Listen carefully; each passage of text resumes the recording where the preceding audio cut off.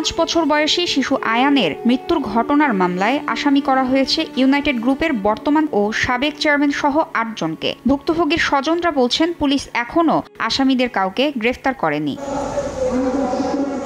আসামিদের গ্রেফতার দাবিতে বুধবার সকালে জাতীয় প্রেসক্লাবের সামনে মানববন্ধন করেন আয়ানের স্বজনরা। তারা বলেন, ঘটনার প্রায় 5 মাস হয়েছে, এখনও পোস্টমর্টেম রিপোর্টও দেওয়া হয়নি।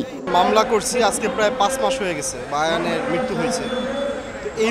এখন পর্যন্ত কাউকে গ্রেফতার করা হয় না। চিকিৎসা করাতে গিয়ে আর কারো অবস্থা যাতে আয়ানের মতো না হয় সে বিষয়ে চিকিৎসকদের আরও সতর্ক হওয়ার আহ্বান জানান মানববন্ধনে অংশগ্রহণকারীরা। স্বাস্থ্য অধিদপ্তর ঘেরাও করব এবং ইউনাইটেড হাসপাতাল ঘেরাও করব এবং প্রধানমন্ত্রীর বাসভবনের সামনে আমরা অনশন ধর্মঘট করব। যেই হসপিটাল ঢাকার প্রাণকেন্দ্রে গড়ে ওঠা একটা হসপিটাল গত 3 বছর যাবত অবৈধভাবে পরিচালিত হচ্ছে।